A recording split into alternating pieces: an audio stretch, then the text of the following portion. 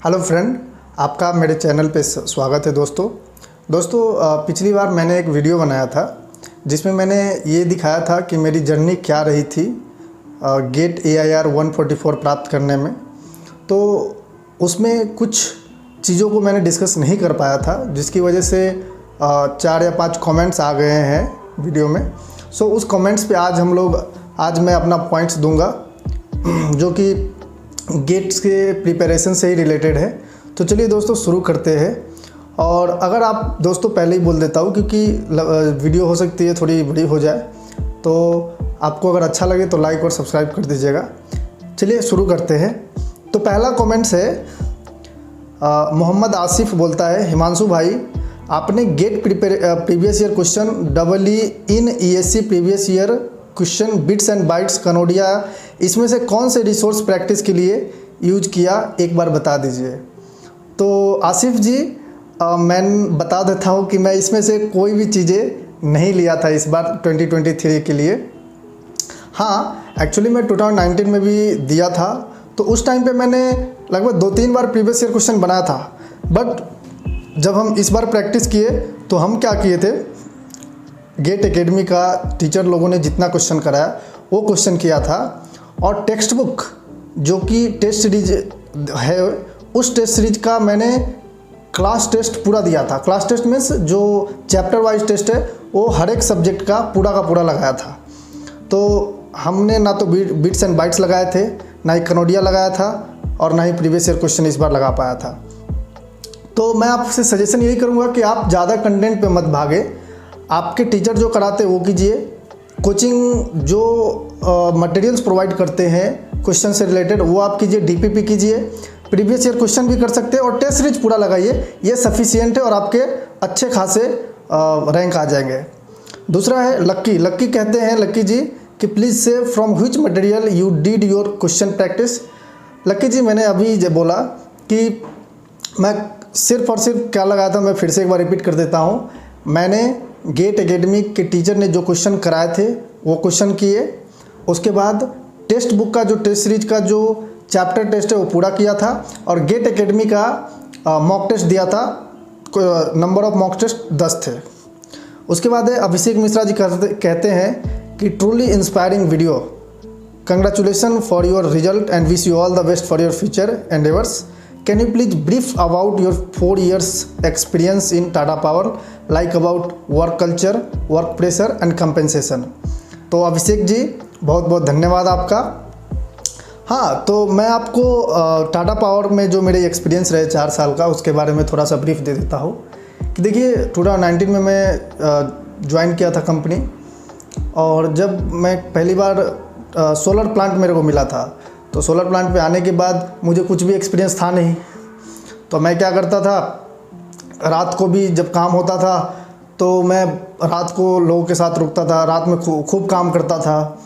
एक बार तो हमारे यहाँ ट्रांसफार्मर फेलियर हो गया, उसका कमीशनिंग और जो मतलब क्या बोलते हैं उसको, लाइक इरेक्शन ये सारा ट्रांसफार्मर कराया था। तो उस टाइम पे बहुत चीज़ सीखने को मिली थी, और 4 सालों की जर्नी में मैंने काफ़ी कुछ अचीव किया था। इसकी वजह से 3 साल बाद मेरा प्रमोशन भी हुआ और अच्छा खासा मेरा पैसे भी बढ़े थे। हाँ, ये है कि जो मैनेजमेंट है वो काफ़ी बढ़िया है। आपको जो मैनेजमेंट है वो काफ़ी हेल्प करता है आपको ग्रो करने में कंपनी में। तो मुझे लगता है कि काफ़ी अच्छा कंपनी है टाटा पावर। दूसरी चीज़ है वर्क कल्चर। मैंने आपको बताया था कि वर्क कल्चर जो है इस तरह का है कि आपके ग्रोइंग में जो जो चीज़ें आने वाली है डिफ़िकल्टी, वो सबका सोल्यूशन आपके मैनेजमेंट प्रोवाइड करेगी। आपका बॉस हो या बॉस का बॉस हो, वो सारे लोग हेल्प करने वाले हैं। यस, वर्क प्रेशर रहता है, हर काम में रहता है। अगर कोई भी काम टाइम पे नहीं होगा तो आपको सुनाया जाता है, लेकिन हाँ कभी भी गाली बक्का नहीं जाता है। टाटा पावर का ये कल्चर रहा है। वहाँ पे आपको झाड़ा जाएगा, स्कॉल्ड किया जाएगा, बट इसका ये मतलब नहीं है कि आपको गाली दे दिया जाएगा।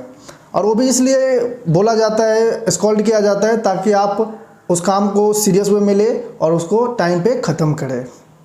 कंपेंसेशन मैंने बताया कि कंपेंसेशन सही रहता है। उसके बाद है अखिलेश सिंह जी बोलते हैं, Himanshu ji congrats for your achievement, please share the book list exclusively for GATE preparation. तो अखिलेश सिंह जी आपका बहुत बहुत धन्यवाद। देखिए, जहाँ तक बुक लिस्ट की बात है, मैंने अभी भी बोला और अभी फिर से बोल देता हूँ कि यार जो बुक लिस्ट थी हमारी जो हमारा गेट एकेडमी है उसने जो भी क्वेश्चंस दिए थे, पीडीएफ दिया था या डीपीपी दिया था, तो मैंने वो किया था। उसके साथ साथ हमने टेक्स्ट बुक का चैप्टर टेस्ट पूरा लगाया था और उसके बाद गेट एकेडमी का मॉक टेस्ट 10 मतलब नंबर ऑफ़ मॉक टेस्ट 10 लगाया था। उसके अलावा मैंने कुछ भी नहीं लगाया था और यही चीज़ें हैं। तो दोस्तों ये है जो आपने हमें कमेंट्स में दिए हैं। अब मैं आता हूँ कि मेरा क्या सजेशन रहेगा। अब देखिए, मैं जॉब के साथ प्रिपरेशन किया हूँ, तो जॉब वालों के लिए बहुत सारी कठिनाइयाँ होती है कि जॉब के साथ साथ 8 घंटे काम करना और फिर पढ़ाई लिखाई करना, तो यार बहुत डिफ़िकल्ट होता है। तो मैं आपको कुछ सजेशंस मैंने अपने बोर्ड पे लिख के रखा है, मैं आपको बताता हूँ कि लाइक पहला तो ये है कि क्रिएट एजुकेशनल इन्वायरमेंट। साथियों, जब आप गेट का प्रिपरेशन करते हैं जॉब के साथ या फिर किसी भी एग्ज़ाम का, तो उस टाइम पे सबसे ज़्यादा जो कमी होती है वो इन्वायरमेंट का होता है। तो आप क्या कर सकते हैं, इन्वायरमेंट क्रिएट करने के लिए अपना एक कोई दोस्त बनाइए जो आपकी कंपनी में हो, वो भी तैयारी कर रहा हो सेम एग्ज़ाम का जो आप कर रहे हो, और उसके साथ हमेशा कांटेक्ट में बने रहिए। जो भी प्लानिंग है उसके साथ कीजिए। तो इससे क्या होगा, एक एनवायरनमेंट आपके साथ क्रिएट हो जाएगा। भले वो आपसे दूर है, क्योंकि वो दोस्त भी दूर ही होगा, तो दोनों का एनवायरनमेंट क्रिएट हो जाएगा और दोनों एक अच्छा रैंक लेकर आएंगे। आप एग्ज़ाम क्रैक कर सकते हैं। इसके साथ थोड़ा टाइम लग सकता है, बट मेरे को लगता है कि इससे आपको बहुत सारे फ़ायदे मिलने वाले हैं। दूसरी चीज़ें है कि maintain consistency irrespective of your situation. दोस्तों, जब आप प्लांट पे या फिर किसी भी कंपनी में 8 घंटा काम करते हैं, तो कभी कभी तो ऐसा आता है, लाइक हमारा सोलर प्लांट है तो इक्विपमेंट फेलियर हो गया। अब हमें रात में जाना है, पूरी रात काम करना है, फिर दिन में 8 घंटे काम करने हैं। तो जो आप पढ़ाई करते हैं वो ब्रेक हो सकता है। लेकिन एक चीज़ ज़रूर मैं कहूँगा कि इन चीज़ों में क्या होगा, आपको ना 1-2 घंटा उस हालात में भी 1-2 घंटे आपको ज़रूर मिल जाएंगे जहाँ पे आप पढ़ाई कर सकते हैं। यहाँ पे 2 चीज़ होगा, या तो डिमोटिवेट हो जाएंगे या फिर आप अपॉर्चुनिस्टिक क्या बोलते हैं ऑप्टिमिस्टिक बनेंगे। तो मुझे लगता है कि आप ऑप्टिमिस्टिक बनिए और 1-2 घंटा भी अगर मिलता है तो उसमें भी आप पढ़ाई कर लीजिए, चाहे जो भी पढ़े रिवीजन कर लीजिए या फिर कुछ लेक्चर्स देखना है तो लेक्चर्स देख लीजिए। इससे क्या होगा, आपको कंसिस्टेंसी बनी रहेगी। और जब आपको अच्छा खासा टाइम मिल जाए, संडे है, तो उस टाइम पे और लंबा आप पढ़ाई कीजिए, 10 घंटे तक की पढ़ाई कर सकते हैं दोस्तों। तो मुझे लगता है कि कंसिस्टेंसी को बहुत मायने रखता है इस जर्नी में। तीसरा पॉइंट है कि whenever you frustrated talk to your friend, whether they are your parents, brother, seniors, friends. दोस्तों, जैसे मैंने बोला कि आप इन्वायरमेंट क्रिएट कीजिए अपने फ्रेंड्स के साथ। अब देखिए, ये तो लाजमी है कि आप जॉब के साथ कर रहे हैं तो फ्रस्ट्रेशन तो आएगा ही। इवन फ्रेशर जब तैयारी करता है तो उसको भी फ्रस्ट्रेशन आता है। तो आप तो जॉब के साथ कर रहे हैं तो फ्रस्ट्रेशन तो पक्का आएगा। अब फ्रस्ट्रेशन को काम करने के लिए क्या कर सकते हैं आप, तो उसके लिए आप अपने फ्रेंड से बात कीजिए। अब दिक्कत ये है कि इसमें फ्रेंड आपका कौन होगा। देखिए, कभी कभी पेरेंट्स आपके फ्रेंड्स हो जाते हैं। जैसे मेरे केस में मेरे पापा भी फ्रेंड्स थे, मतलब वो मुझे हमेशा गाइड करते थे कि तुम अपना बेस्ट दो, एग्ज़ाम में जो होगा वो देख लेंगे, तुमको जितना टाइम मिलता है उतने ही में काम करो, हम देख लेंगे। एक और मेरा फ्रेंड था जो मेरे साथ प्रिपरेशन करता है। मैंने आपको बताया फर्स्ट पॉइंट कि एजुकेशनल एनवायरनमेंट क्रिएट करने के लिए मेरा एक दोस्त था, हम दोनों गेट के लिए प्रिपरेशन करते थे। तो उसके साथ भी मैं बना रहता था। वो फ्रस्ट्रेट हुआ तो हम उसको मोटिवेट करते थे, मैं फ्रस्ट्रेट हुआ तो वो मुझे मोटिवेट करता था।